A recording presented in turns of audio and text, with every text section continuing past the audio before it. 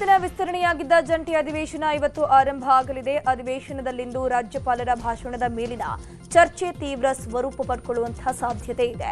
ರಾಜ್ಯಪಾಲರ ಭಾಷಣದ ಮೇಲಿನ ಚರ್ಚೆಗೆ ಇವತ್ತು ಸಿಎಂ ಉತ್ತರವನ್ನು ಕೊಡಲಿದ್ದಾರೆ. ವಿಪಕ್ಷಗಳ ಟೀಕೆ ಆರೋಪಗಳ ಜೊತೆಗೆ ಕೇಂದ್ರದ ಬಜೆಟ್ ಅಸ್ತ್ರ ಪ್ರಯೋಗ ಮಾಡುವಂತಹ ಸಾಧ್ಯತೆ ಕೂಡ ಇದೆ. ಇತ ರಾಜ್ಯಕ್ಕೆ ಆಗಿರುವ ಅನ್ಯಾಯ, ಅನುದಾನ ತಾರತಮ್ಯದ ಬಗ್ಗೆ ಸಿಎಂ ಪ್ರಸ್ತಾಪ ಮಾಡಲಿದ್ದಾರೆ. ಈ ಮೂಲಕ ವಿಪಕ್ಷಗಳ ಸದ್ದನ್ನ ಅಡಗಿಸೋಕೆ ಕಾಂಗ್ರೆಸ್ ಪ್ಲಾನ್ ಅನ್ನು ಮಾಡಿಕೊಂಡಿದೆ.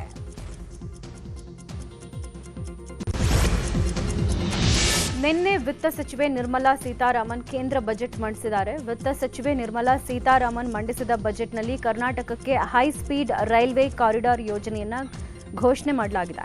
7 ರೈಲು ಹೈಸ್ಪೀಡ್ ಕಾರಿಡಾರ್ಗಳ ಘೋಷಣೆ ಮಾಡಲಾಗಿದೆ. ದೆಹಲಿ, ವಾರಣಾಸಿ, ಸಿಲಿಗುರಿಗೆ ಹೈಸ್ಪೀಡ್ ರೈಲು ಹಾಗೂ ಚೆನ್ನೈ ಟು ಬೆಂಗಳೂರಿಗೆ ಹೈಸ್ಪೀಡ್ ರೈಲು ಕಾರಿಡಾರ್ ಘೋಷಣೆ ಮಾಡಲಾಗಿದೆ. ಜೊತೆಗೆ 20 ಜಲಮಾರ್ಗ ನಿರ್ಮಾಣದ ಬಗ್ಗೆ ಬಜೆಟ್ನಲ್ಲಿ ಘೋಷಣೆ ಆಗಿದೆ. ಬಜೆಟ್ ವಿಚಾರವಾಗಿ ಪ್ರತಿಕ್ರಿಯೆ ನೀಡಿರುವಂತಹ ಎಐಸಿಸಿ ಅಧ್ಯಕ್ಷ ಮಲ್ಲಿಕಾರ್ಜುನ ಖರ್ಗೆ ಕೇಂದ್ರ ಸರ್ಕಾರದ ವಿರುದ್ಧ ಕಿಡಿಕಾರಿದ್ರು. ಇದೊಂದು ನಿರಾಸದಾಯಕ ಬಜೆಟ್. ಈ ಬಜೆಟ್ನಿಂದ ಯಾವುದೇ ಉಪಯೋಗ ಇಲ್ಲ ಅಂತಂದ್ರು. ಇನ್ನು ಕಲಬುರಗಿಯಲ್ಲಿ ಮಾತನಾಡಿದ ಸಿಎಂ ಸಿದ್ದರಾಮಯ್ಯ, ಈ ಬಜೆಟ್ನಲ್ಲಿ ಕರ್ನಾಟಕಕ್ಕೆ ಯಾವುದೇ ವಿಶೇಷ ಯೋಜನೆ ಘೋಷಣೆ ಮಾಡಿಲ್ಲ. ಇದೊಂದು ದೂರದೃಷ್ಟಿ ಇಲ್ಲದ ಬಜೆಟ್ ಅಂತಂದ್ರು. ಇನ್ನು ಇದೇ ವಿಚಾರವಾಗಿ ಡಿಸಿಎಂ ಡಿಕೆ ಶಿವಕುಮಾರ್, ಸಂಸದೆ ಪ್ರಭಾ ಮಲ್ಲಿಕಾರ್ಜುನ್, ಸಚಿವ ಕೆಎಚ್ ಮುನಿಯಪ್ಪ, ಎಸ್ಎಸ್ ಮಲ್ಲಿಕಾರ್ಜುನ್ ಕೂಡ ಪ್ರತಿಕ್ರಿಯಿಸಿದ್ದಾರೆ. ನಿರ್ಮಲಾ ಸೀತಾರಾಮನ್ ಅವರೇ ಬಜೆಟ್ ಮಂಡಿಸಿದ್ದಾರೆ. ಇದರಲ್ಲಿ ಯಾವುದೇ ಹೊಸ ಯೋಜನೆಗಳಿಲ್ಲ ಮತ್ತು ಬಡವರಿಗಾಗಿ, ವಿಶೇಷವಾಗಿ ಯುವಕರಿಗೆ ಎಂಪ್ಲಾಯ್ಮೆಂಟ್ ಬಗ್ಗೆ ಮತ್ತು ಎಜುಕೇಷನ್ ಆಗಲಿ, ಸೋಷಿಯಲ್ ಜಸ್ಟಿಸ್ ಆಗಲಿ, ಟ್ರೈಬಲ್ ಅಫೇರ್ಸ್ ಆಗಲಿ, ಮೈನಾರಿಟಿ ಅಫೇರ್ಸ್ ಆಗಲಿ, ಇದಕ್ಕೇನು ಹಣ ಇಟ್ಟಿದ್ರು ಆ ಹಣ ಇವರು ಖರ್ಚು ಮಾಡಿಲ್ಲ. ಕಳೆದ ವರ್ಷ ಹೋಲಿಸಿದ್ರೆ ಈ ವರ್ಷ ಸುಮಾರು 70,000 ಕೋಟಿ ಹೆಚ್ಚಾಗ್ತದೆ. Revenue deficit, fiscal deficit 4.3, revenue deficit 5.92 ಲಕ್ಷ. ಸೆಂಟ್ರಲ್ ಬಜೆಟ್ ನಮ್ಮ ರಾಜ್ಯಕ್ಕೆ ಏನು ಅನುಕೂಲ ಆಗಿಲ್ಲ. ನಾನು ಇಷ್ಟೊತ್ತು ಗಮನಿಸ್ತಾ ಇದ್ದೆ. ಈಗ ನಾವು ಹೊಸದಾಗಿ ಒಂದು ಯೋಜನೆಗೆ ಮಹಾತ್ಮ ಗಾಂಧಿ ಹೆಸರಿದ್ದಾರೆ. ಅದನ್ನೇ ಮನ್ರೇಗಾನ ವಾಪಸ್ ರೋಲ್ ಮಾಡಲಿ, ವಾಪಸ್ ಇಡ್ಲಿ. ಹಿಂದೆ ಏನು ಸ್ಕೀಮ್ ಇತ್ತು ಆ ಸ್ಕೀಮ್ ಇಡ್ಲಿ. 60-40 ಯಾವ ಕಾರಣಕ್ಕೂ ನಡೆಯುದಿಲ್ಲ. ನಮ್ಮ ಹಳ್ಳಿಲೆಲ್ಲ ಯಾವ ಸರ್ಕಾರನು ಬಂಡವಾಳ ಹಾಕಕ್ಕೆ ಹೋಗುದಿಲ್ಲ. ನಾವು ನೋಡ್ತೀವಿ ಅದನ್ನ ಯಾವ ರೀತಿ ಏನ್ ಮಾಡಕ್ಕೆ. ಡೀಪ್ ಫೇಕ್ ಬಗ್ಗೆ, ಆಮೇಲೆ ಆರೆಂಜ್ ಎಕಾನಮಿ ಅಂತ ಎಲ್ಲ ದೊಡ್ಡದಾಗಿ ಮಾತಾಡಿದ್ದಾರೆ. ಬಟ್ ಸ್ಪೆಸಿಫಿಕ್ ಆಗಿ Karnataka which is doing so well ನ ಅಲ್ಲಿಗೆ ಸ್ಪೆಷಲ್ ಗ್ರಾಂಟ್ಸ್ ಅಂತ ಏನು ಬಂದಿಲ್ಲ ಅಂತ ನಮ್ಗೆ ಕೊಚ್ಚಿನ್ ಫೈನಾನ್ಸ್ ಕಮಿಷನ್ ಏನ್ ನಮಗೆ ಮಲ್ತಾಯಿ ಧೋರಣೆ ಅಂತಾನೆ ಹೇಳ್ತಾ ಇದೀವಿ. ಸೊ ಅದರ ಭರ್ಪಾಯಿ ಯಾವ ರೀತಿ ಮಾಡ್ತಾ ಇದ್ದಾರೆ ಅನ್ನೋದ್ರ ಬಗ್ಗೆ ನಾವು ಕೂಡ ಓದ್ತಾ ಇದೀವಿ. ಇನ್ನ ಬಜೆಟ್ ಬಗ್ಗೆ ಬಹಳ ತಾರತಮ್ಯ ಮಾಡಿದ್ದಾರೆ, ಏರುಪೇರು ಆಗಿದೆ. ಕೇವಲ ಅವರು ಮುಂದಿನ ಚುನಾವಣೆ ದೃಷ್ಟಿಯಲ್ಲಿ ಅವರಿಗೆ ಯಾರು ಬೆಂಬಲವಾಗಿರುವಂಥ ಆ ರಾಜ್ಯಗಳು ಮಾತ್ರ ಬೆಂಬಲ ಮಾಡಿದ್ದಾರೆ, ಸಹಾಯ ಮಾಡಿದ್ದಾರೆ. ವಿಶೇಷವಾಗಿ ಕಾಂಗ್ರೆಸ್ ಆಡಳಿತವಿರುವಂಥ ಸರ್ಕಾರಗಳಿಗೆ ಅವರು ನ್ಯಾಯ ಕೊಟ್ಟಿಲ್ಲ. ಕೇಂದ್ರ ಸರ್ಕಾರದ ಬಜೆಟ್ ಏನಿದೆ ಅದು ಆಶಾದಾಯಕವಾಗಿ ಇಲ್ಲ, ನಿರಾಶೆದಾಯಕವಾಗಿ. ಯಾವುದು ಏನಂತ ನಮ್ಮ ರೈತರಿಗಾಗಿರ್ಬೋದು, ಮಹಿಳೆಯರಿಗಾಗಿರ್ಬೋದು, ಬಡವರಿಗಾಗಿರ್ಬೋದು, ನಮ್ಮ ಕಾರ್ಮಿಕರಿಗಾಗಿರ್ಬೋದು ಯಾವುದೇ ಒಂದು ಹೆಚ್ಚಿನ ಒಂದು ಸಹಕಾರವನ್ನು ಕೊಟ್ಟಿಲ್ಲ. ನಮ್ಮ ಆಶ್ರಯ ಮನೆಗಳಿರ್ಬೋದು ಇವಕ್ಕೆಲ್ಲ ಜಾಸ್ತಿ ಕೊಡ್ಬೇಕಾಯ್ತು. ಹಿಂದೆ ನಮ್ಮ ಮನಮೋಹನ್ ಸಿಂಗ್ ಅವರು ಇದ್ದಾಗ ಯಾವ ರೀತಿ ಅವರು 80 ಲಕ್ಷ ಕೋಟಿ ರೈತರಿಗೆ ಒಂದು ಸಾಲ ಮನ್ನಾವನ್ನು ಮಾಡಿದ್ರು ಅಂಥವು ನಾವು ಎಕ್ಸ್ಪೆಕ್ಟ್ ಮಾಡಬೇಕು. ಅಂಥ ಒಂದು ಬಜೆಟ್ ಅಲ್ಲ, ಭಾಳ ಒಂದು ನಿರಾಶೆ ಆದಂಥ ಬಜೆಟ್ ಇದು ನಮಗೇನು ಅಷ್ಟು ಒಳ್ಳೆ ರೀತಿಯಿಂದ ಅಭಿವೃದ್ಧಿ ಕಾಣೋದು. ನಿಲ್ದಾಣಗಳಲ್ಲಿ ಕಳ್ಳತನ ಮಾಡ್ತಾ ಇದ್ದ ಅಂತರ್ ಜಿಲ್ಲಾ ಚಿನ್ನಾಭರಣ ಕಳ್ಳರನ್ನ ಹೊಸದುರ್ಗ ಪೊಲೀಸರು ಬಂಧಿಸಿದ್ದಾರೆ. ಇತ್ತೀಚೆಗೆ ಬಸ್ ನಿಲ್ದಾಣಗಳಲ್ಲಿ ಮಹಿಳೆಯ ಸರಗಳ್ಳತನ ಪ್ರಕರಣ ಜಾಸ್ತಿ ಆಗ್ತಾ ಇತ್ತು. ಚಿತ್ರದುರ್ಗ ಜಿಲ್ಲಾ ಪೊಲೀಸರು ಅಲರ್ಟ್ ಆಗಿ ಕಳ್ಳರನ್ನ ಬಂಧಿಸೋಕೆ ತಂಡಗಳನ್ನ ರಚನೆ ಮಾಡಿದ್ದು, ಅದರಲ್ಲಿ ಹೊಸದುರ್ಗ ಠಾಣೆ ಪಿಐ ರಮೇಶ್ ಬೆಂಗಳೂರಲ್ಲಿ ಆಟೋ ಚಾಲಕನ ಬರ್ಬರ ಹತ್ಯೆ ಆಗಿದೆ. ಮೈಸೂರು ರಸ್ತೆ ಪಂತರಪಾಳ್ಯದ ಅಂಬೇಡ್ಕರ್ ಕಾಲೋನಿಯಲ್ಲಿ ಘಟನೆ ನಡೆದಿದ್ದು, ಆಟೋ ಚಾಲಕ ಗುಣ ಸಾವಿಗೀಡಾಗಿದ್ದಾರೆ.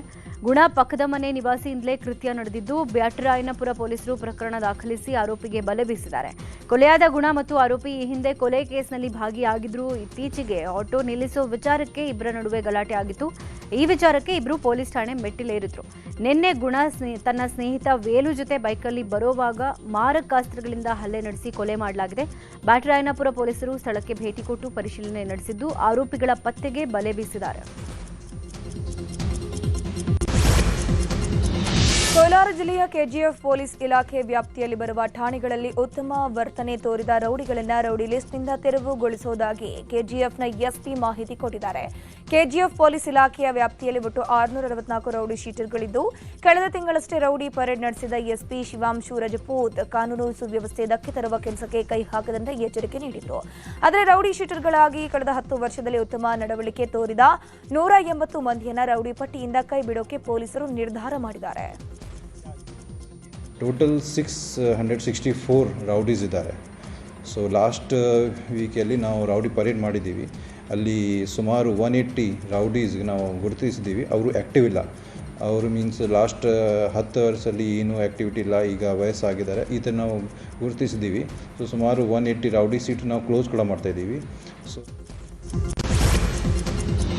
ಬಾಗಲಕೋಟೆ ಜಿಲ್ಲೆಯಲ್ಲಿ ಮೊಬೈಲ್ ಟವರ್ ಹತ್ತಿ ವ್ಯಕ್ತಿ ಹುಚ್ಚಾಟ ಆಡಿದಾನೆ. ಅರ್ಜುನ್ ನಾಟಿಕಾರ್ ಎಂಬಾತ ಟವರ್ ಹತ್ತಿ ಕೆಲಕಾಲ ಆತಂಕ ಮೂಡಿಸಿದ.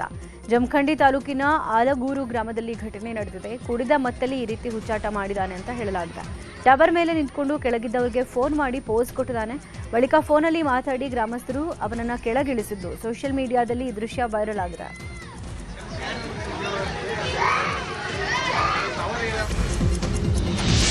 ಕೊಪ್ಪಳ ನಗರದ ಬೆಲ್ದಾರ ಕಾಲೋನಿಯ ಮಾರುತಿ ಚೋಚನಹಳ್ಳಿ ಎಂಬಾತ ಬಾಲಕಿಯ ಮೇಲೆ ಅತ್ಯಾಚಾರ ಎಸಗಿದ್ದ ಆರೋಪಿ ಸಾಬೀತಾಗಿದೆ. ಹೆಚ್ಚುವರಿ ಜಿಲ್ಲಾ ಹಾಗೂ ಸತ್ರ ನ್ಯಾಯಾಧೀಶರು ಆರೋಪಿಗೆ 20 ವರ್ಷಗಳ ಜೈಲು ಶಿಕ್ಷೆ ಹಾಗೂ 70,000 ರೂಪಾಯಿ ದಂಡ ವಿಧಿಸಿದ್ದಾರೆ.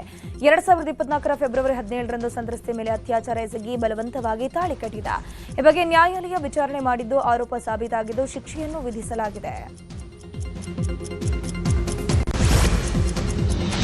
ಕೊಟ್ಟೂರಲ್ಲಿ 3 ಕೊಲೆ ಪ್ರಕರಣಕ್ಕೆ ಬಿಗ್ ಟ್ವಿಸ್ಟ್ ಸಿಕ್ಕಿದೆ. ಮರ್ಯಾದಾ ಹತ್ಯೆ ಜೊತೆಗೆ ಹಣದ ಮೇಲೂ ಆರೋಪಿ ಅಕ್ಷಯ್ ಕಣ್ಣಿಟ್ಟಿದ್ದಂತೆ ಮನೆ ಮಾರಿ 1.2 ಕೋಟಿ ಎಫ್ಡಿ ಹಣವನ್ನು ತಂದೆ ತಾಯಿ ಇಟ್ಟಿದ್ರು. ಅದರಲ್ಲಿ ಮಗಳ ವಿದ್ಯಾಭ್ಯಾಸಕ್ಕಾಗಿ 50 ಲಕ್ಷ ಹಣ ಎಫ್ಡಿ ಮಾಡಿಸಿದ್ರು.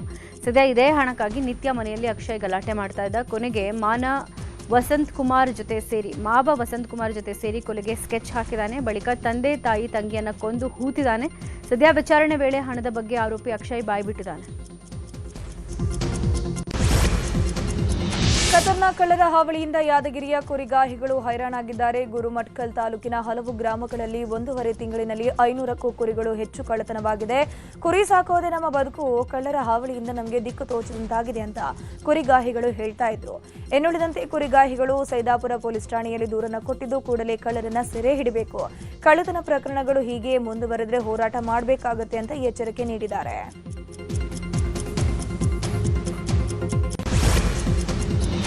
ಸಾಂಸ್ಕೃತಿಕ ನಗರಿ ಮೈಸೂರಿನ ಎಂಡಿಎಂಎ ಡ್ರಗ್ಸ್ ಹೆಮ್ಮಾರಿ ಕಾಡ್ತಾ ಇದೆ. 6 ತಿಂಗಳ ಅಂತರದಲ್ಲಿ 2 ಎಂಡಿಎಂಎ ತಯಾರಿಕಾ ಘಟಕ ಪತ್ತೆಯಾಗಿದ್ದು ಪೊಲೀಸರ ನಿದ್ದೆಗೆಡಿಸಿದೆ. ಈ ಹಿನ್ನೆಲೆ ಮಾದಕ ವಸ್ತುಗಳ ಹಾವಳಿಗೆ ಬ್ರೇಕ್ ಹಾಕೋಕೆ ಪೊಲೀಸರು ಸಮರ ಸಾರಿದ್ದಾರೆ. ಸಮಾಜಘಾತಕ ಶಕ್ತಿಗಳ ವಿರುದ್ಧ ನಗರ ಪೊಲೀಸ್ ಆಯುಕ್ತೆ ಸೀಮಾ ಲಾಟ್ಕರ್, ಡಿಸಿಪಿ ಸುಂದರ್ ರಾಜ್ ಮಾರ್ಗದರ್ಶನದಲ್ಲಿ 14 ತಂಡಗಳನ್ನು ರಚಿಸಿದ್ದಾರೆ. ಈಗಾಗಲೇ ಕೈಗಾರಿಕೆಗಳಲ್ಲಿ ತೀವ್ರ ತಪಾಸಣೆ ಆಗ್ತಾ ಇದೆ. ಅದರಲ್ಲೂ ಕೆಮಿಕಲ್ ಆಧಾರಿತ ಫ್ಯಾಕ್ಟರಿಗಳನ್ನು ವಿಶೇಷವಾಗಿ ಟಾರ್ಗೆಟ್ ಮಾಡಿರೋ ಪೊಲೀಸರು ಇಂಚಿಂಚು ಪರಿಶೀಲನೆ ನಡೆಸುತ್ತಿದ್ದಾರೆ.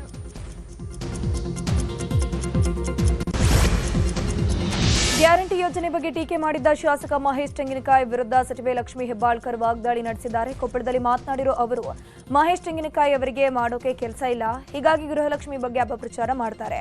ಅವರು ಒಂಥರ ಬಲೂನ್ ಇದ್ದ ಹಾಗೆ, ಯಾವಾಗ ಗಾಳಿ ಹೋಗುತ್ತೆ ಗೊತ್ತಿಲ್ಲ, ಅವರಿಗೆ ಬೇರೆ ಕೆಲಸವಿಲ್ಲದಕ್ಕೆ ಅನಾವಶ್ಯಕವಾಗಿ ಹೀಗೆ ಮಾತನಾಡ್ತಾರೆ ಅಂತ ಹೆಬ್ಬಾಳ್ಕರ್ ಹೇಳಿದರು.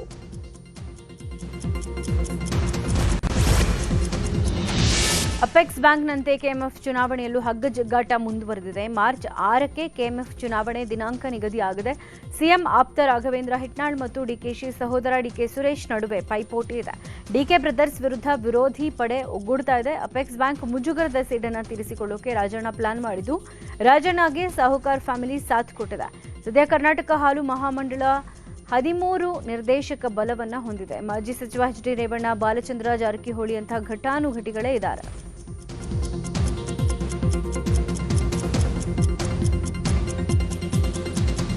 ಇನ್ನು ಪಶುಸಂಗೋಪನಾ ಇಲಾಖೆ, ಸಹಕಾರ ಸಂಘಗಳ ಇಲಾಖೆಯಿಂದ 2 ಪ್ರತಿನಿಧಿಗಳಿಂದ ಮತದಾನ ನಡೆಯುತ್ತೆ.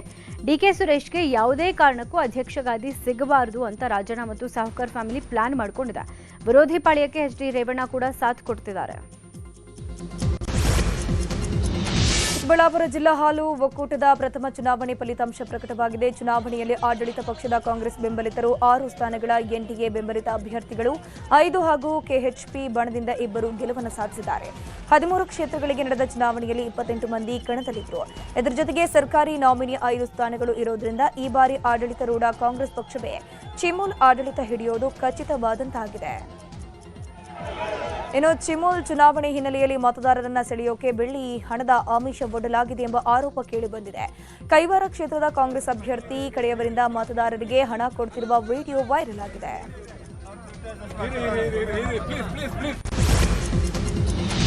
ಕನಕಪುರದಲ್ಲಿ ಅದ್ಧೂರಿಯಾಗಿ ಕನಕೋತ್ಸವ ಕಾರ್ಯಕ್ರಮ ನಡೆದಿದೆ. ಕೊನೆಯ ದಿನವಾದ ಕಾರ್ಯಕ್ರಮಕ್ಕೆ ತಾರೆಯರ ದಂಡೆ ಬಂದಿತ್ತು. ಕನಕಪುರ ನಗರದ ಮುನ್ಸಿಪಲ್ ಮೈದಾನದಲ್ಲಿ ಸಮಾರಂಭ ನಡೆದಿದ್ದು ಸಾವಿರಾರು ಜನ ಭಾಗಿಯಾಗಿದ್ದರು. ಕಾರ್ಯಕ್ರಮದಲ್ಲಿ divine star Rishab Shetty, real star Upendra, Chandan Shetty, Naveen Sajju ಕೂಡ ಭಾಗಿಯಾಗಿದ್ದರು. ಈ ವೇಳೆ ಮಸ್ತ್ ಡೈಲಾಗ್ಸ್ ಹೇಳಿ ಹಾಡುಗಳನ್ನು ಹಾಡೋ ಮೂಲಕ ಜನರನ್ನ ರಂಜಿಸಿದ್ರು.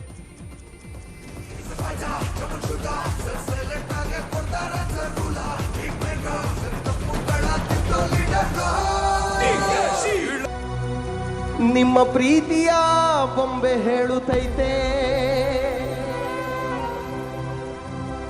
ನಿಮ್ಮ ಪ್ರೀತಿಯ ಬೊಂಬೆ ಹೇಳುತ್ತೈತೆ,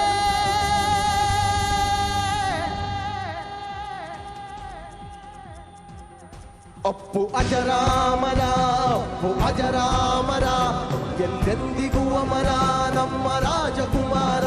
ಅಪ್ಪು ಅಜರಾಮರ, ಅಪ್ಪು ಅಜರಾಮರ, ಎಂದೆಂದಿಗೂ ಅಮರ ನಮ್ಮ ಕನ್ನಡದ ಕುವರ. ಅಪ್ಪು ಅಜರ ವಯ್ಯಾರೆ ವಯ್ಯಾರೆ ವಯ್ಯಾರೆ ವಯ್ಯ ವಯ್ಯಾರೆ ವಯ್ಯಾರೆ ವಯ್ಯಾರೆ ವಯ್ಯ ವಯ್ಯಾರೆ ವಯ್ಯಾರೆ ವಯ್ಯಾರೆ ವಯ್ಯ ವಯ್ಯಾರೆ ವಯ್ಯಾರೆ ವಯ್ಯಾರೆ ವಯ್ಯಾರೆ ವಯ್ಯ ವಯ್ಯಾರೆ ವಯ್ಯಾರೆ ವಯ್ಯಾರೆ ವಯ್ಯ ವಯ್ಯಾರೆ ವಯ್ಯಾರೆ ವಯ್ಯಾರೆ ವಯ್ಯ ವಯ್ಯಾರೆ. ಕೈ ತೊಳ್ಕೊಂಡ್ ಮುಟ್ಟಂಗವಳೆ ನನ್ನೊಡುಗಿ, ಏನ್ ಚಂದ ಕಾಣಿಸ್ತಾವಳೆ ನನ್ನ ಬೆಡಗಿ.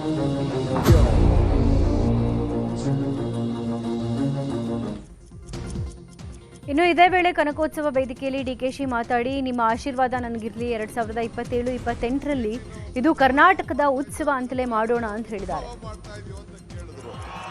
ನಿಮ್ಮ ಆಶೀರ್ವಾದ ಇರಲಿ, ಮುಂದಕ್ಕೆ 2027-28ಕ್ಕೆ ಕರ್ನಾಟಕದ ಉತ್ಸವ ಈ ಕನಕಪುರದಲ್ಲಿ ನಡೀತದೆ ಅಂತ ಹೇಳಿದ್ದೀನಿ ನಾನು. ರಾಜ್ಯದಲ್ಲಿ ಡ್ರಗ್ಸ್ ಹಾವಳಿ ಹೆಚ್ಚಳವಾಗಿದ್ದು ಎಳೆ ವಯಸ್ಸಿನಲ್ಲೇ ಮಕ್ಕಳು ಡ್ರಗ್ಸ್ ದಾಸರಾಗ್ತಾ ಇದ್ದಾರೆ. ಮಂಗಳೂರಿನಲ್ಲಿ doctor Abdul Shakeel charitable trust ವಿನೂತನ ಪ್ರಯತ್ನವನ್ನು ಮಾಡಿದೆ. ಮಕ್ಕಳಿಗಾಗಿ ರಾಷ್ಟ್ರಮಟ್ಟದ ಕುರಾನ್ ಪಠಣ ಸ್ಪರ್ಧೆ ಏರ್ಪಡಿಸಿತ್ತು. ದೇಶದ 2,500ಕ್ಕೂ ಅಧಿಕ ಮುಸ್ಲಿಂ ಬಾಲಕ ಬಾಲಕಿಯರು ಈ ಒಂದು ಸ್ಪರ್ಧೆಯಲ್ಲಿ ಭಾಗವಹಿಸಿದ್ರು. ಪ್ರಥಮ ಸ್ಥಾನ ವಿಜೇತರಿಗೆ 1,11,111 ರೂಪಾಯಿ, ದ್ವಿತೀಯ ಸ್ಥಾನ ವಿಜೇತರಿಗೆ 55,555 ರೂಪಾಯಿ, ತೃತೀಯ ಸ್ಥಾನ ವಿಜೇತರಿಗೆ 33,333 ರೂಪಾಯಿಯನ್ನು ಚೆಕ್ ವಿತರಣೆ ಮಾಡಲಾಯಿತು.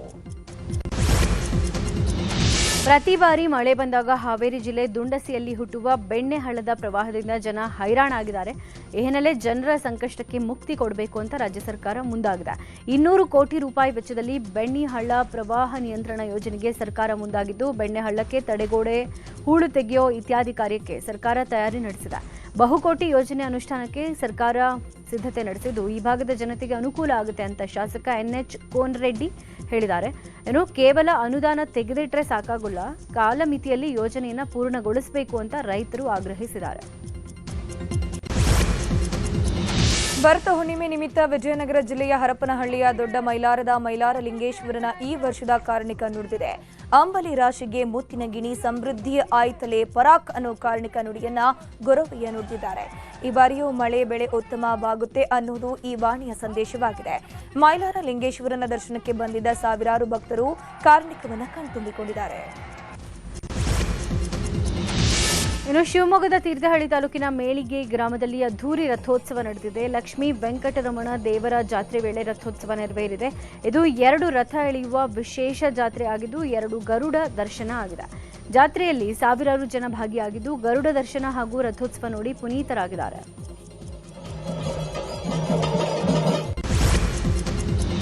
ಬಳ್ಳಾರಿಯ ಆರಾಧ್ಯ ದೈವ ಕೋಟೆ ಮಲ್ಲೇಶ್ವರ ಜಾತ್ರಾ ಮಹೋತ್ಸವ ಅದ್ದೂರಿಯಾಗಿ ನಡೆಯಿತು. ಜಾತ್ರೆಗೆ ಬಳ್ಳಾರಿಯಿಂದ ಮಾತ್ರವಲ್ಲದೆ ಹೊರ ಜಿಲ್ಲೆಗಳಿಂದಲೂ ಸಾವಿರಾರು ಭಕ್ತರು ಆಗಮಿಸಿದರು. ಜಾತ್ರಾ ಮಹೋತ್ಸವದಲ್ಲಿ ಡೊಳ್ಳು ಕುಣಿತ, ಗೊರವರ ಕುಣಿತ, ಗೊಂಬೆ ಕುಣಿತ, ಮಂಗಳವಾದ್ಯದ ತಂಡ ಹಾಗೂ ವಿವಿಧ ಕಲಾ ಪ್ರಕಾರಗಳು ಪ್ರದರ್ಶಿಸುವ ಮೂಲಕ ಕಲಾವಿದರು ರಥೋತ್ಸವಕ್ಕೆ ಮೆರುಗನ್ನು ತಂದರು. ಇನ್ನು ನಗರ ಶಾಸಕ ನಾರಾ ಭರತ್ ರೆಡ್ಡಿ ಸೇರಿದಂತೆ ವಿವಿಧ ಗಣ್ಯರು ಜಾತ್ರೆಯಲ್ಲಿ ಪಾಲ್ಗೊಂಡಿದ್ದರು.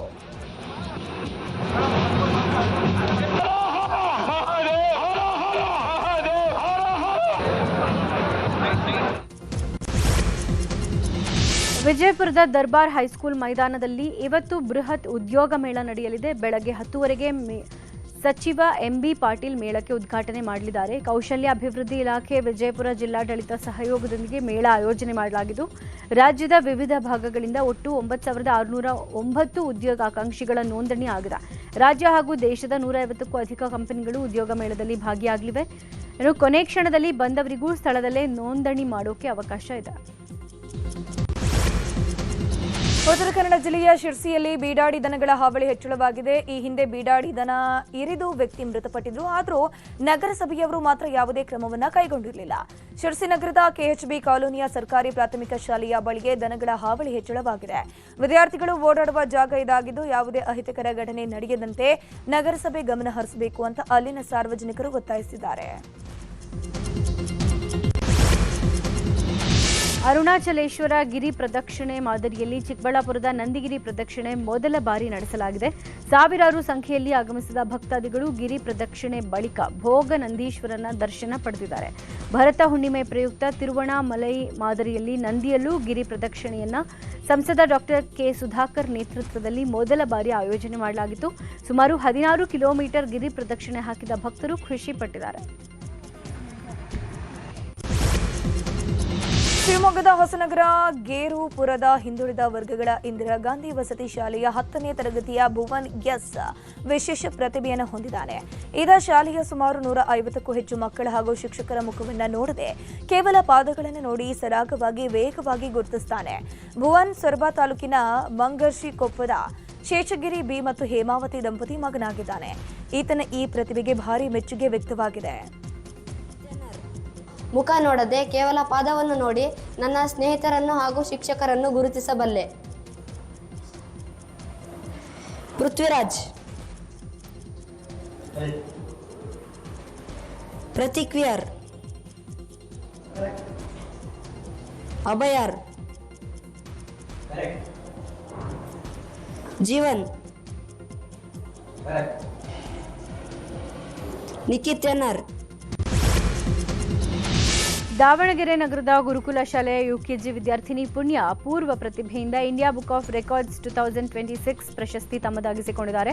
ಬಾಲಕಿ ಪುಣ್ಯ ಕನ್ನಡ ರಾಜ್ಯೋತ್ಸವದ ಮಹತ್ವ ಪ್ರತಿಬಿಂಬಿಸುವ ವಿಷಯದ ಮೇಲೆ 5 ನಿಮಿಷ 30 ಸೆಕೆಂಡ್ಗಳ ಕಾಲ ನಿರ್ವಿಘ್ನವಾಗಿ ಆತ್ಮವಿಶ್ವಾಸ ಹಾಗೂ ಸ್ಪಷ್ಟ ಉಚ್ಚಾರಣೆಯೊಂದಿಗೆ ಮನಮೋಹಕ ಕನ್ನಡ ಭಾಷಣ ಮಾಡಿ ತೀರ್ಪುಗಾರರು ಹಾಗೂ ಶ್ರೋತೃಗಳ ಮನ ಗೆದ್ದಿದ್ದಾರೆ. ಜೊತೆಗೆ ಶಾಲೆಯ ಕೀರ್ತಿಯನ್ನು ರಾಷ್ಟ್ರಮಟ್ಟದಲ್ಲಿ ಬೆಳಗಿಸಿದ್ದಾರೆ.